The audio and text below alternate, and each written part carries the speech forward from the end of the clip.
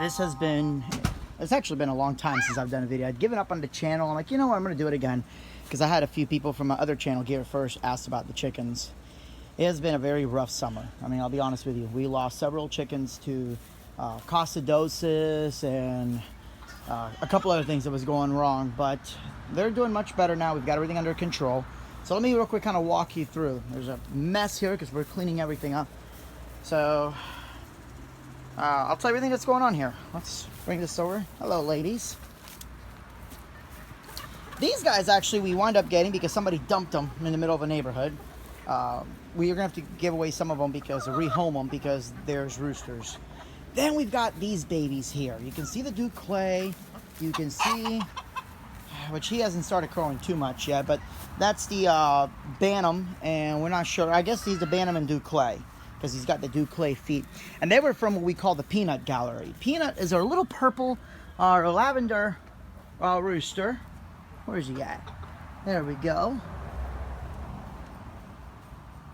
Hey, Willow. So there's Peanut. And this is the Peanut Gallery because this was his area only. Because the chickens were kind of being mean to him being mean to the smaller ones. But they seem to be all really getting along now.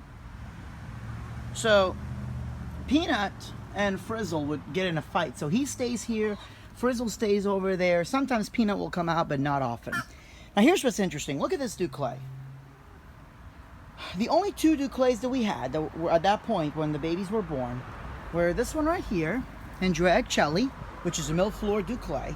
And then we had Sophia, which was a Colombian, buff Colombian, which was all brown. Look at these colors on him. More importantly, look at these feet. My goodness, he's such a pretty boy. So yeah, my little handsome boy, we're keeping him. We're gonna have to rehome the roosters because I can't have too many roosters because I don't want to be that neighbor. But we are definitely keeping him. But look at those colors. So we're trying to figure out how in the world those colors came in because we don't really have any chickens that match those colors. Here's Frizzle, this little guy right here, who is molting right now. You can see his feathers have dropped. What are you doing, guy? Anyways, that little guy right there will not really fight, but he'll protect his area. He actually tried fighting a full-size Rhode Island Red Rooster, two of them. So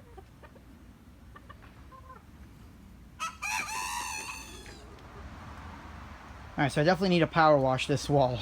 But you can see it's already anchored in. I'm having it anchored about a foot. I ended 2 feet because, well, it's not that really going to be that high of a structure. So there's one. We're going to do the second one. And then go from there. Okay, so we have this so far. And the idea is that it is sloped. So you can see one side's a little higher than the other. And the rain will just go down that way. Hopefully. I'm using the Ondura roof, which you'll see come up in just a minute. It's the same roof that I used in the other stuff. And I'm just waiting for the 3-inch nails to come in because didn't have any. So I just put a couple temporary 2-inch nails to hold it in. Once that's in, then we just got to brace it from one side to the other, one in the middle, and we are good to go. Just rescued this guy from being eaten by the cats. They got his tail. Luckily it'll grow back. Okay, so that's it so far. I got to get more wood. I miscalculated the wood just a bit because I'm making this a little wider than I was originally going to make it. So I got to put 2 more in the end, then the roof goes on top. You can definitely see that slope. I may actually cut the roof though because the ridges go this way. I think it'd be better if I can just cut it and have it go down that way so the water goes all the way down. Now some of you may say, hey, you know, it'd be nice if you could post the measurements and stuff or the plans. I'll be honest with you, I've eyeballed this entire damn thing. And you can tell because right now some of it's a little bit leaning just a bit. There we go. I got to fix that part, but I've eyeballed this entire damn thing. I mean, obviously I measured it, but woodworking is not my thing, so I'm not going to torture you with how to do something when I can barely do it myself. I'm good at raising chickens, not woodworking, that's for damn sure.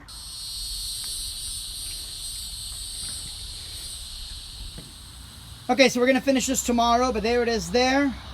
And I'm going to fix the other ones that I also didn't think about. You know, the roof should go that way. But it is a learning experience, especially since I really suck at woodworking. But there you go. So the food will go underneath there. And it's got a nice little slope on it. It's also going to protect the chickens from the elements too. So it's a little win-win situation going on here. All right, so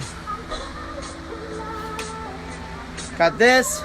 I made these to prop up the roof to create a little slope rather than taking the whole thing apart. So I'm a believer in not wasting anything. So we had 2 panels left over, so we just overlapped them.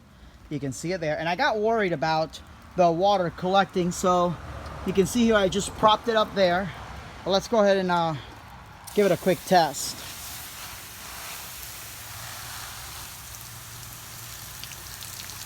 So far so good. Not collecting rainwater. I mean, obviously here that'll work great. And then the chickens will sleep underneath there.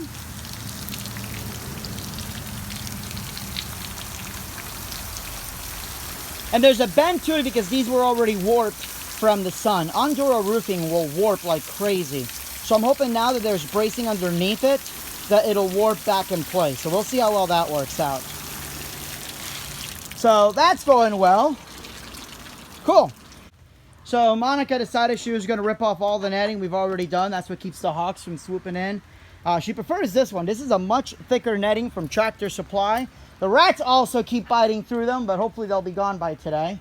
You can see the roof there. Again, this was the old roof. That's the new panel. You can see how much it really warps over time, but again, it's not going to sit there and collect. So that's the important part. And the ladies and gentlemen right here, they love it. It keeps the food nice and dry. Monica's hanging it right now, and that should hopefully, it won't really keep the rats from getting in there, but I'll stop the food from getting underneath and just rotting. Yes. So that's it for this episode of Peeps and Clucks. There's a lot more peeps right now because of all the babies that have hatched. And there's Frizzle. Okay, so these demon birds, look what they're doing. They're literally scooping that out on purpose. Now they do this whether it's crumbles or pellets. Yeah, I'm talking about you, Dick. They do this whether it's pellets or crumbles. Now I thought about maybe taking like a piece of plastic and wrapping it all the way around because their necks will easily go over it and eat it, and that way they can't scoop the food out. But what have you guys done to keep these little pocket exorcisms from wasting all the food?